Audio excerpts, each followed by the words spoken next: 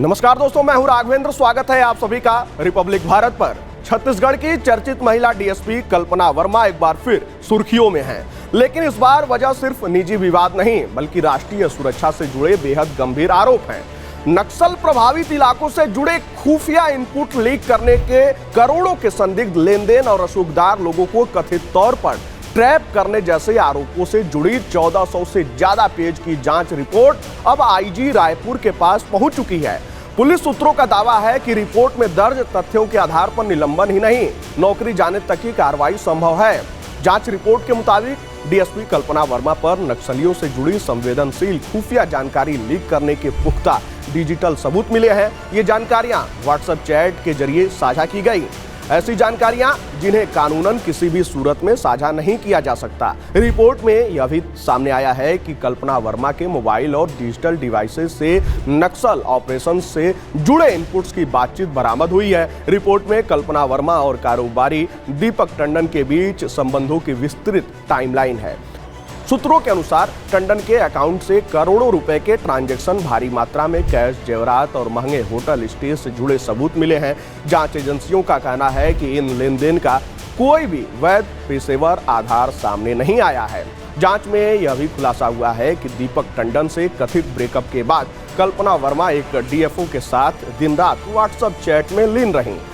Report में यह दावा किया गया है कि इस अधिकारी ने कल्पना वर्मा से शादी की मंशा में अपनी पत्नी से तलाक तक ले लिया था। हालांकि इस पहलू पर विभागीय स्तर पर अलग जांच की बात कही जा रही है। वहीं आईजी को सौंपी गई रिपोर्ट में यह भी दर्ज है कि दंतेवाड़ा समेत जिन जिन इलाकों में कल्पना वर्मा की पदस्थापना रही, वहां से वे लंबे समय तक मुख्यालय से अनुपस्थित रहीं। नक्सल प्रभावित दंतेवाड़ा जैसे संवेदनशील जिले में यह लापरवाही गंभीर प्रशासनिक चूक मानी जा रही है। जांच रिपोर्ट में सबसे सनसनीखेज आरोप यह है कि कल्पना वर्मा कथित तौर पर रसूखदार और मालदार लोगों को निशाना बनाती थीं, उनसे नजदीकियां बढ़ाकर आर्थिक लाभ उठाती थीं और उसी के सहारे अपनी जीवन शैली चलाती थीं। रिपोर्ट में ऐसे कई मामलों का हवाला दिया गया है जिनमें पैटर्न एक जैसा बताया गया है। पूरा मामला दिसंबर 2025 में तब सामने आया जब कारोबारी दीपक टंडन ने डीएसपी कल्पना वर्मा पर प्रेम संबंध बनाकर करीब 2 करोड़ रुपए नगद, सोने, हीरे के जेवर और अन्य कीमती सामान ठगने का आरोप लगाया। जवाब में कल्पना वर्मा ने भी पलटवार किया और टंडन पर गंभीर आरोप लगाए। दोनों पक्षों की निजी चैट, फोटो और सीसीटीवी फुटेज सोशल मीडिया पर जमकर वायरल हुए, जिससे मामला देश भर में चर्चा का विषय बन गया। वहीं कल्पना वर्मा का तब कहना था कि 2021 में महासमुंद पोस्टिंग के दौरान टंडन से उनकी मुलाकात हुई थी, जो दोस्ती में बदली। कार खरीदने के आरोपों पर उन्होंने दावा किया था कि वह कार टंडन की पत्नी बरखा टंडन से विधिवत खरीदी गई थी और उसके सभी दस्तावेज उनके पास हैं। हालांकि बरखा टंडन ने सार्वजनिक रूप से डीएसपी पर गंभीर आरोप लगाए थे।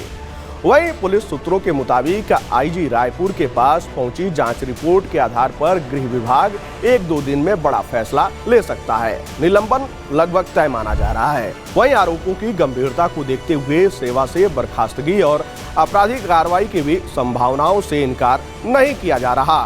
वहीं एक और जहां सरकार भ्रष्टाचार और नक्सलवाद के खिलाफ जीरो टॉलरेंस की बात करती है, वहीं यह मामला खाकी की साख और सिस्टम की निगरानी पर भी बड़ा सवाल खड़ा करता है। अब निगाहें इस बात पर टिकी हैं कि क्या कार्रवाई सिर्फ कागजों तक सीमित रहेगी या फिर वाकई दोषी पाए जाने पर मिसाल कायम करने वाला फैसला लिया जाएगा।